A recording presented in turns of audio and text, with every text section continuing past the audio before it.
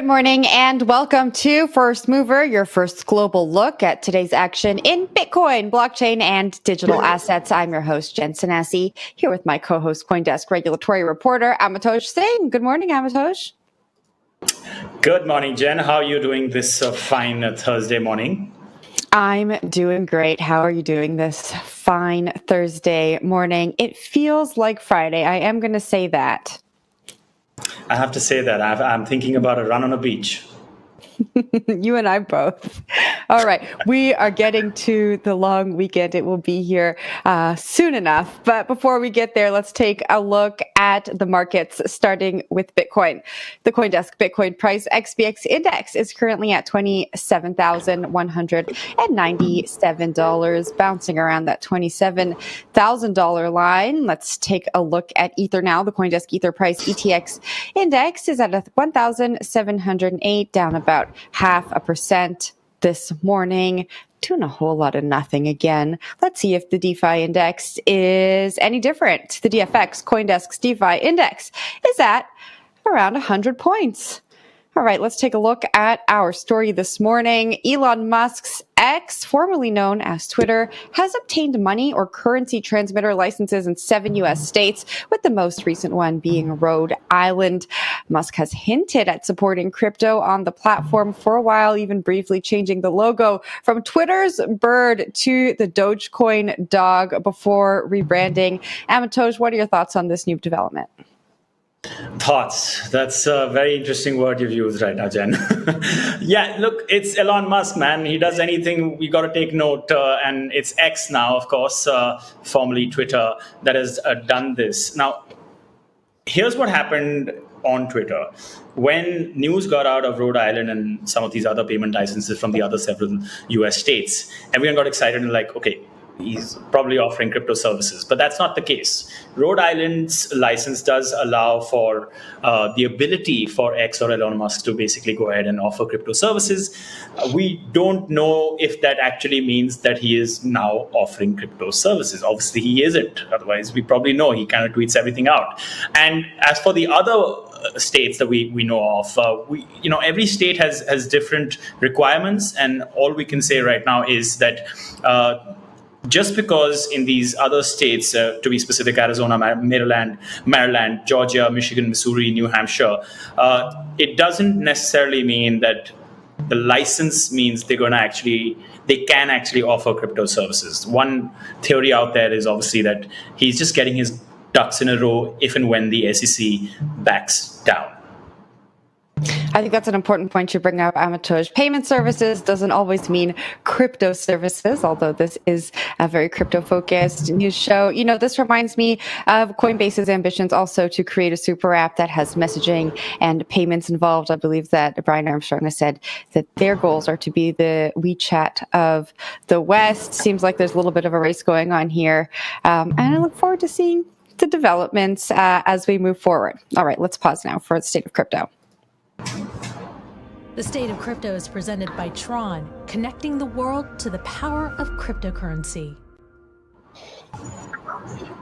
All right. A new report from German bank Berenberg said it is quite possible that the SEC will prepare alternative arguments to justify continued rejections of spot Bitcoin ETF applications based on concerns about the spot Bitcoin market. Joining us now is Perkins Coie partner and former SEC enforcement lawyer, Keith Miller. Good morning, Keith. Good morning. Good morning. All right, let's talk about this report, the Grayscale developments. What concerns do you think the SEC is going to have moving forward? They, of course, have 45 days to review the judge's findings here. What do you think is going to happen? Well, it's been a bad 2 months for the SEC. First, in July, you had the D.C. Circuit in a case CBOE versus the SEC. The D.C. Circuit Court found that the SEC acted arbitrary and capricious in violation of the Administrative Procedures Act. Then on Tuesday, we saw that the D.C. Circuit Court once again found that the SEC acted arbitrary and capricious in violating the APA by failing to explain its reasoning in denying Grayscale's application. July also, we saw the Ripple case, right? where the court held that secondary sales of XRP were not investment contracts. So the last 2 months have been, have shown these decisions in particular shown a crack in the SEC's crypto foundation. So I think the language that the court is using, I think, is important to look at. The SEC, the court is saying, failed to provide reasonable and coherent explanations. Okay, that's part of the APA is designed to allow people to redress agency issues, and that's exactly what they've done in at least these two most recent cases, right? July and August. So what happens from here, is a lot of guesswork, but I suspect that you're going to see more and more people attempting to try to get into the market. For example, you mentioned Elon Musk and trying to speculate on why is he trying to obtain money transmission license. You may be right. He wants to start slowly getting his ducks in the row. Okay, so if I can just jump in right now, because I'm very glad, Keith, you said you used the word after a certain point, what we're doing is guesswork. But you come from a position which can possibly be called and should be called expert. So yours is an expert opinion. And yours is an expert opinion because you know how the SEC works. Yes, we can all accept the fact that this is perhaps an unprecedented situation even within the SEC because they've been enforcing like perhaps never before. What is happening inside the SEC right now in your best guesstimate? Yeah, I would tell you that I'm sure people in the General Counsel's office and the commissioners, they're running around frantically, frankly. This is not a good decision for the SEC. Anytime a court says the agency has acted arbitrary and capricious, that's not something you are going to write a press release on. Notice there is no press release by the SEC, right? In almost all the cases where there's a win, there's a press release. There's no press release here. So there's a lot of communication going on. Interesting, the court not only remanded it back down, but also vacated the order. And that's important because I think this is a showing. If you look at the DC courts ruled in CBOE versus SEC last month, they simply remanded it back, right? They didn't vacate it. Here, the court vacated and remanded. I think that's a strong slap to the SEC saying, hey guys, you really have to treat people equally. That's what our equal protection clause is all about, right? You've seen these arguments come up, fair notice arguments in a lot of the crypto cases, right? And it's about transparency.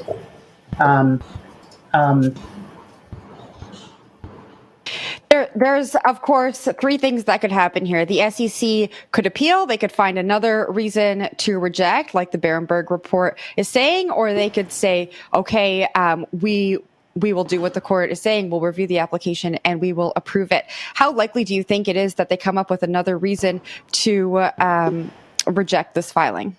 Yeah, again, the court is saying, look, you've got to treat people fairly and equally, right?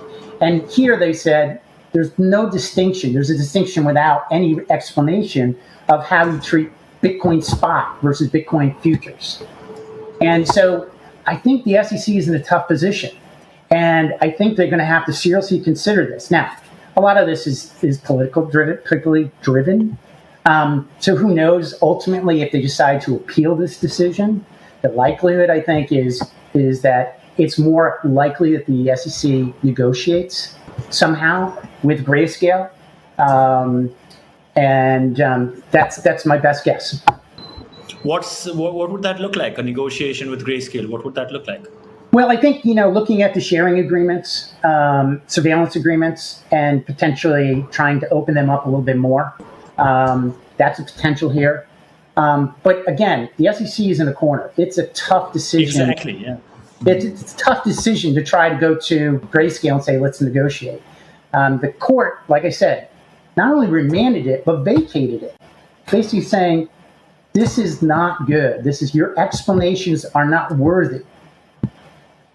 So let me just ask you for a prediction then, because I know that it's a prediction in the world of guessing, but you're the closest we can get to experts in this space, given your SEC background. So in that context, I just want to understand, if you had to make a prediction right now, given the political landscape being what it is, what's that? I think this is, like I said, I think this is a crack in the SEC's cryptocurrency foundation. I think you're going to see this crack become a crater, okay? And I think you're going to see more and more. You've got lots of applications that are pending, okay? And the SEC now is, if they're going to reject those applications, they have to somehow explain rationally why it's different than the two that they approved for Bitcoin futures. Okay. So, yeah. No, that's a great metaphor, the crack metaphor, but I still didn't get the answer, I think. I still want to know what you think about what is going to happen. Yeah, I think it's more likely that the SEC is going to have to start approving these ETFs. And I think this is the opportunity for them to approve and move on. We see, look, I've been involved in the Bitcoin space since 2012. Okay, one of the first cases I represented was the first unregistered exchange. Okay, and then since then I've been swamped with lots and lots of enforcement cases dealing with exchanges, dealing with individuals, companies, so on and so forth.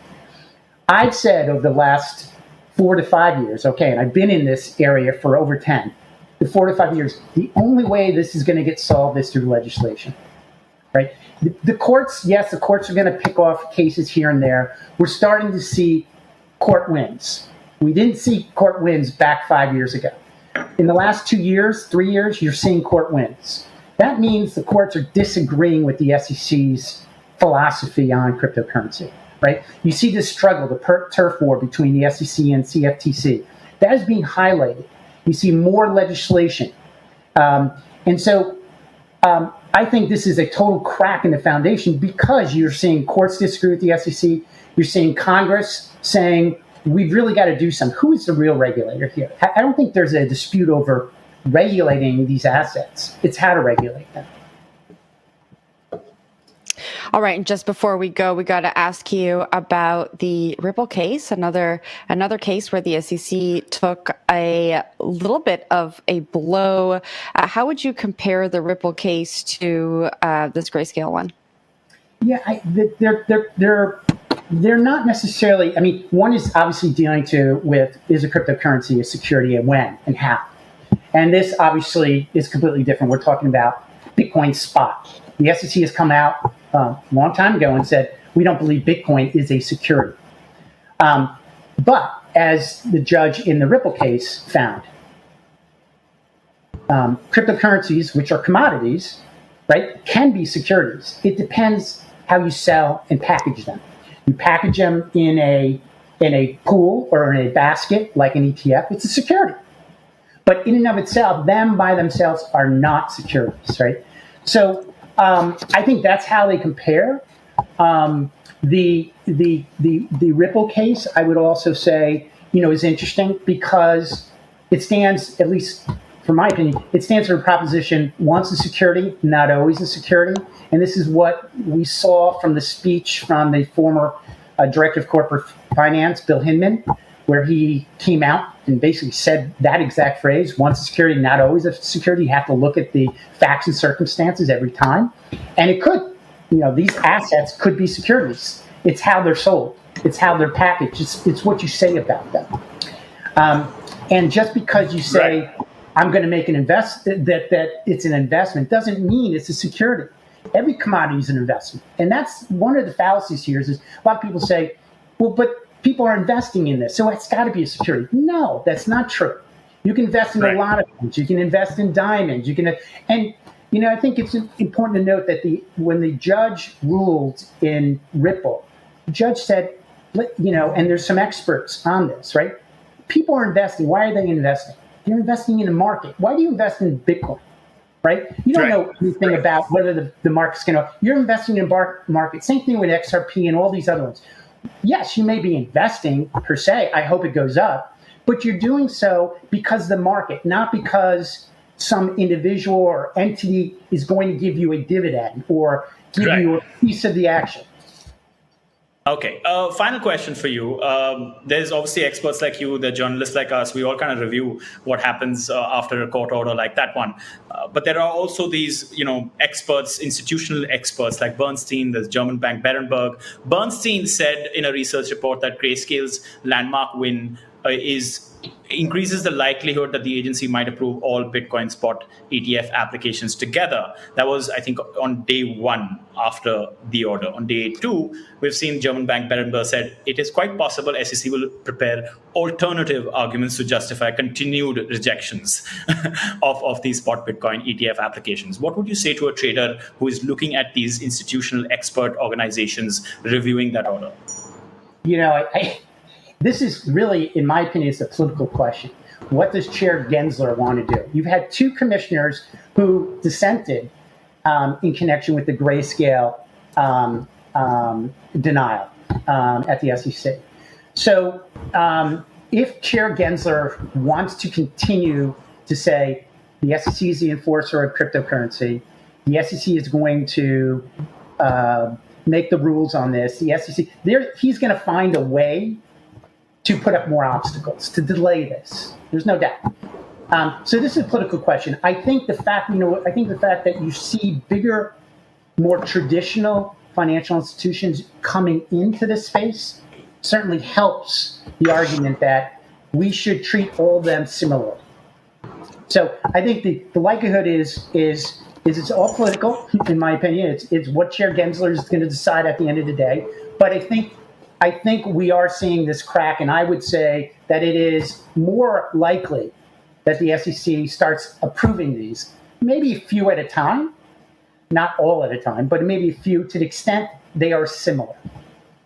Sorry, Jen. I know we're completely out of time, but I have to push back against what you just said, because on the one hand, you're predicting that it's likely that he's going to, that they're going to slowly go ahead and approve these applications. But part of your answer was also that he's going to find a political way to block this.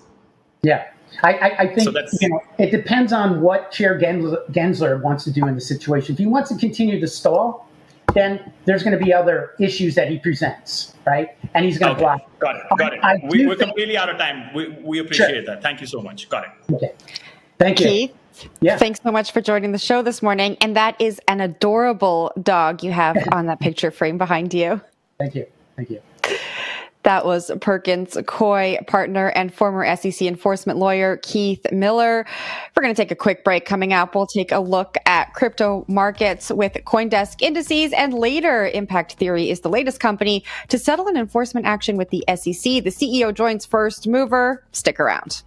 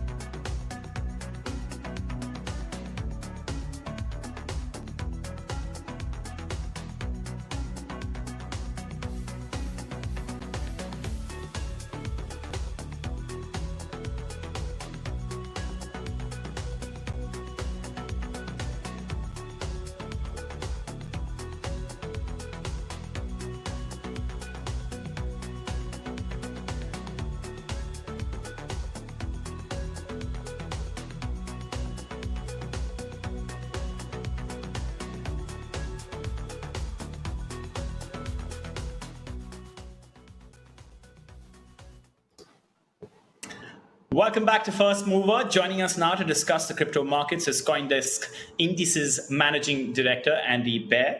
Welcome back, Andy. Hi, good morning. Good to see you both. Good morning to you too.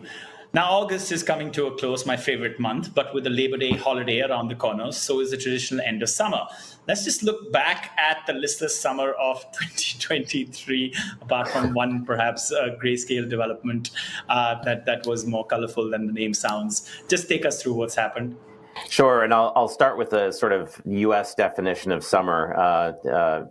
Forgive the localization. So we think about summer beginning at the Memorial Day weekend and ending at the weekend that's coming up. The rest of the world can use the Formula One Monaco Grand Prix on May 28th as sort of a starting point. And as we know, the biggest theme was that it was a completely listless and directionless crypto market most of the summer. And prices haven't made much progress either. Bitcoin was trading around 27,000 and change on Memorial Day weekend, and it's trading 27,000 and change right now. Ether had a similar summer, although it lost about $100 since the beginning of summer.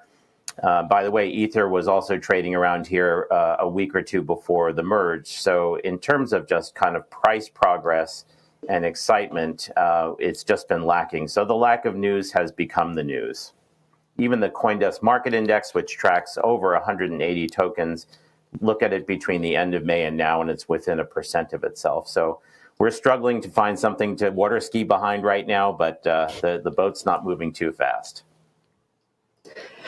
Why did Bitcoin and Ether trade similarly this summer, do you think? What's the data saying there? The data is saying, I think, you have the macro drivers for Bitcoin in particular, and we like to think of that being closely related to real interest rates and opportunity cost. And that's kind of been a summer where Fed watching and macro watching has led to some uncertainty about the future. Ether, I think it's been a similar correlation story, but it's also been a story about how much the network has been used, and we can talk about that in a little bit. But for both markets, liquidity and volumes and volatility have been low, and that's a market that nobody likes, right? Because it becomes fragile. If you look at the sort of mini flash crash that happened earlier in August. Markets tend to move fast when there's no support underneath. So I think both markets were characterized mostly by just a lack of energy, lack of liquidity, and lack of momentum. Just looking at Ethereum staking yields can also provide like a high-level measure of market activity. And we're going to look at that. Can you just take us through that? Yeah, this is a really interesting, not that we need yet another way to measure listlessness. It's not a fun topic, but if you want to think about Ethereum staking, we just launched an Ethereum staking index called Caesar earlier this month. So Ethereum validators or Ethereum stakers get yield in two different forms, right? They get consensus rewards for providing consensus to the blocks, and that's paid by the Ethereum network. They also get paid a portion of the transaction fees by Ethereum users. Right, and those two things kind of add up to what the complete kind of yield that Ethereum validators receive for their services. Now, the consensus part is very smooth and very slow moving, right? It's going to typically sort of drift lower as more validators enter the system. There's almost 800,000 validators on Ethereum right now, and there's a line out the door to have that number grow. So that consensus payment is slowly drifting lower. But the really exciting part is those fees, right? And those fees tend to spike. They spike during rushes towards the entrance and rushes towards the exit. You saw them spike during the FTX event last fall, during the Silicon Valley Bank weekend, but also during kind of positive events of demand like the Pepe coin frenzy that happened early in the spring. So you kind of want to think about demand for the Ethereum network as represented by those priority transaction fees as being a pulse of energy and a use of Ethereum that's going to sort of create more use case, commodity-like use case for Ethereum. So what I took a quick look at was how the staking rate since the merge, right, compared to what the levels looked like over the summer and during August. So the Caesar rate for every single day since the merge sat at 5.19%. During the summer, it was only 4.35%, and during August, it was only 4.14%. Now, some of that was due to the fact that the consensus payments, as I said before, have sort of drifted lower because more validators are entering the network, providing more and more security. But the real change has been those transaction fees, those lack of spikes that you see earlier in the history of the rate. So since the merge, 1.62% has been the average priority transaction fee layer inside this rate. In the summer, it was only 1.26%. And in August, it was only 1.09%, despite that spike just in the last couple of days when the Grayscale news came out. So it's just been pushing a string, basically. We're all looking for either a thaw to the regulatory winter, and I really appreciate what Keith Miller's comments on that from the previous segment. And we're looking to see what comes next to sort of give us some momentum, hopefully some positive momentum. All right, Andy, thank you for joining us and giving us that overview of the markets leading up to now. Thanks so much. Good to see you both. That was CoinDesk Indices Managing Director Andy Baehr. We are going to take a quick break. When we come back, Impact Theory's CEO joins us to talk about their recent settlement with the SEC. Stick around.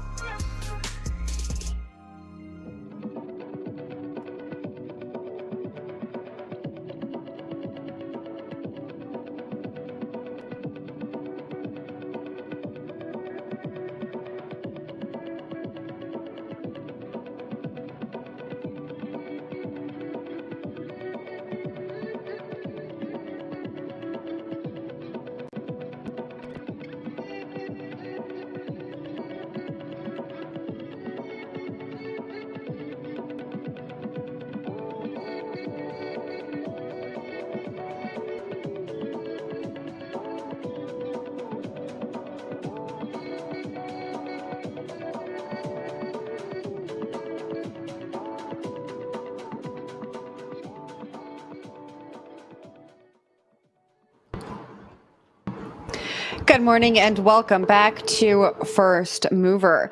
LA media company Impact Theory recently settled with the SEC in the SEC's first enforcement action against an NFT project. Joining us now is Impact Theory CEO Tom Bilyeu to discuss. Welcome to the show, Tom.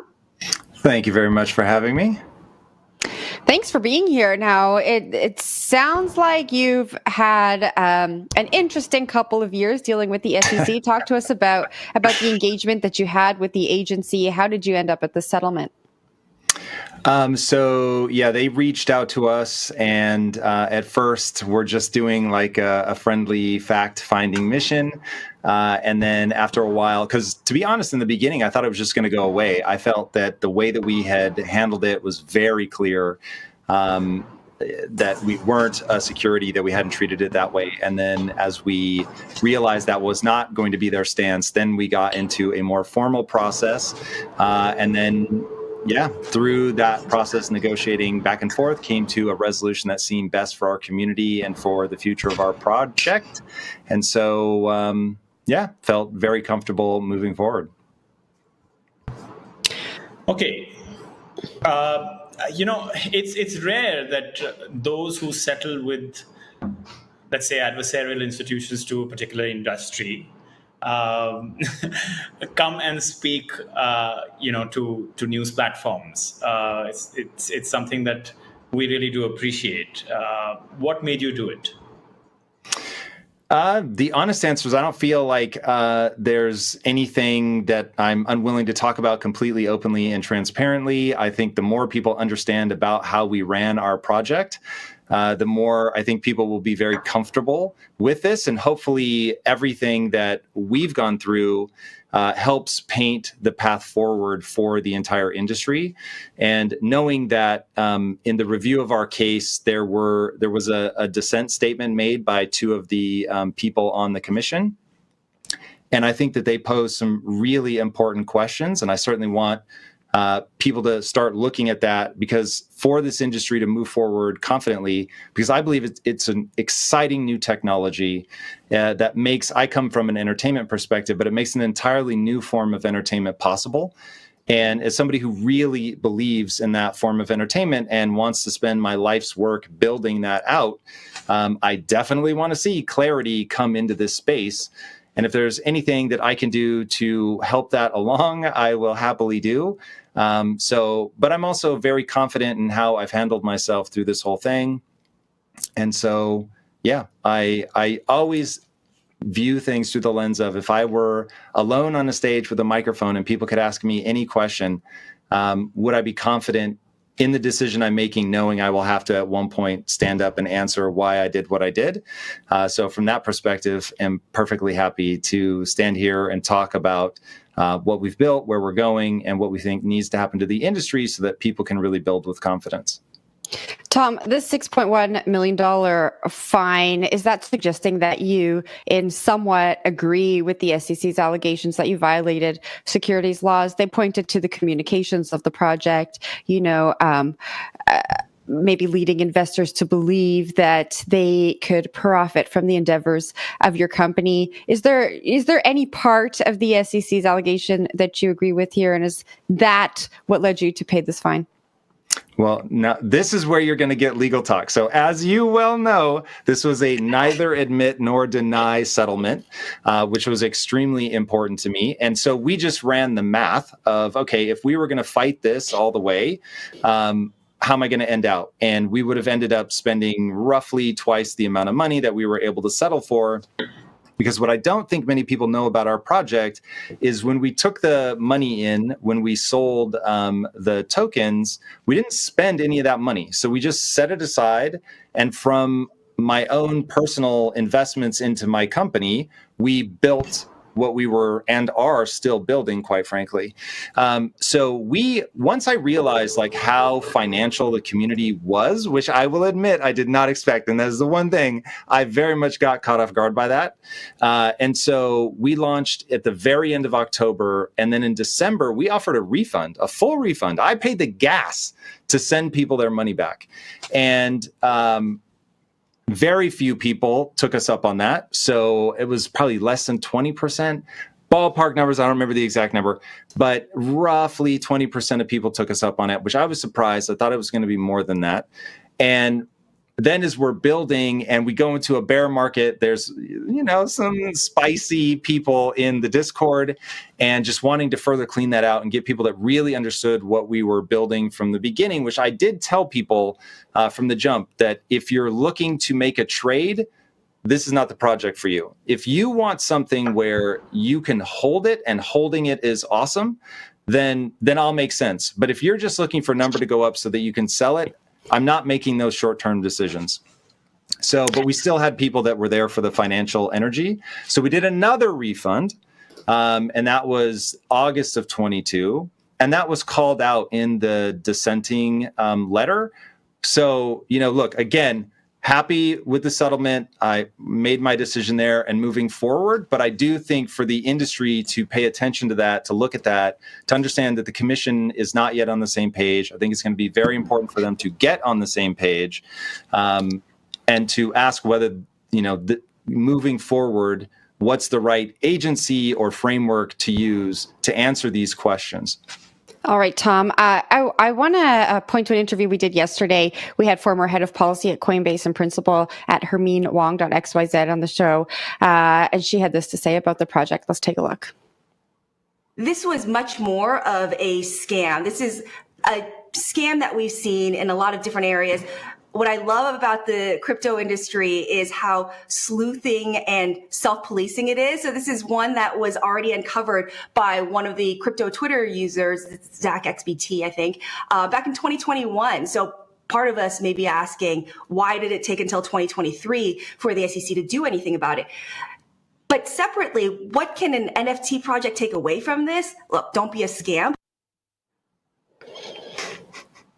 All right. Hermine was pointing to some of the scandal that the project has seen over the past years. ZachXBT, of course, in 2021, said the project was similar to a pyramid scheme. How do you move forward from this? Yeah, so this has been my stance from the beginning. And first, I would like to aggressively say that we definitely are not a scam. This is something that what we told people we were going to be building, what we're attempting to build, is we're trying to build a media company in this new era. Like I said, I believe that the technology of the blockchain allows for a completely new form of entertainment that we call borderless entertainment. Now, odds are stacked against any new company, especially when you're doing something different. So I could not guarantee that this was going to succeed. And that was a big part of the reason why I set the money aside, because I was like, look, if this ends up failing, I'm just going to refund people their money. But we have built the first phases of what we said we were going to build. So we've spent the last almost 2 years now at this point, building out a new type of video game that we're very excited is going to be launching later this month. It launches in phases, so it's not, it takes 5 to 7 years to build a full-blown video game. But in order to build something with the community, because a lot of what we're doing are actual community tools, so we see what we're building as a container, and then other creators are going to come in and start building within that. It's a trend you're starting to see more and more in the industry. If you know much about the Unreal Engine, Fortnite, what they're doing there is absolutely incredible. Similar-ish to some of the things that we're doing, but we're obviously leveraging the blockchain to get something more deeply going. So look, I've been here in full view of the public, showing people what we're up to, showing what we're building. So, all right, Tom. We are going to have to leave it there. Thanks for joining the show this morning. Thanks for having me. That was Impact Theory CEO Tom Bilyeu. And now, SBF's criminal defense team failed to win any major concessions in the hearing yesterday, despite one of the lawyers saying that they need him to be released. Joining us now to discuss is CoinDesk Global Policy and Regulation Managing Editor Nick Baehr, who is also famously the editor of CoinDesk State of Crypto newsletter. Good morning, Nick. Hey, good morning. Putting you on the stand now, you were a witness to the hearing. What happened yesterday? Yeah, so this was a hearing about a couple different motions, mostly by the defense team, right? One was to try and get temporary access for Sam Bankman-Fried, or at least have him or ensure that he has greater access to the internet and his computer work product for his defense ahead of the trial that's starting in about 5 weeks now. There was another one on discovery issues. The defense has been complaining that the DOJ has been producing discovery materials well past, the deadline that they had of July 1st. And then the third were just kind of some miscellaneous issues. The judge was really kind of short with the defense team from the outset. He wasn't really impressed by their arguments. He, said that the discovery was completely okay and that it could be continued to be produced. And he wants more information on the conditions at the Metropolitan Detention Center in Brooklyn before he'll make any ruling on that. But, it sounded like the DOJ was addressing a lot of the concerns laid out. And so I would be honestly pretty surprised if the judge okayed a temporary release. Nick, what's special about you is you are actually in the court when these hearings happen. You are present. Talk to us about the atmosphere. What was going on? What was the feeling like when you were in there? Yeah, so yesterday's hearing was actually a little unusual in that it was a teleconference. I think the judge might be on vacation because he's also been out for a little bit. But yeah, normally it's a very packed affair. There have been overflow rooms every hearing that I've been in. The judge himself has a bit of a sense of humor, so it's pretty odd in that it's a very serious proceeding, and then he'll just crack a joke and everyone will laugh, which is it's an interesting juxtaposition. But so far, I think the judge in particular has been trying to do everything as by the book as possible, giving, defense and prosecution every opportunity to, lay out their arguments and concerns and have it written down on paper so that there's a written record, which has been, really interesting to kind of just watch play out. We're completely out of time, Nick, but I have to ask you, do we know of the conditions in Brooklyn's MDC facility that will be decided upon on Tuesday? The judge implied that he would, at least give it another look on Tuesday, but I think first he wants to see whatever the report is and whether or not the defense's concerns, namely internet access, laptop battery access, things like that, are addressable and have been addressed before he makes any decision one way or another. All right, Nick, thanks for joining us this morning. We will see you tomorrow. That was CoinDesk Global Policy and Regulation Managing Editor Nick Day. Don't forget to sign up for the State of Crypto newsletter on CoinDesk.com. That's a wrap for today's First Mover. I'm Jen Sanasi. Thanks for being here with us. And thank you to my co-host, Amitoj Singh. First Mover returns tomorrow morning at 9 a.m. Eastern Time. In the meantime, you can catch The Hash today at noon. It's going to be the last episode of The Hash for the time being, so make sure to tune in. You're watching CoinDesk TV.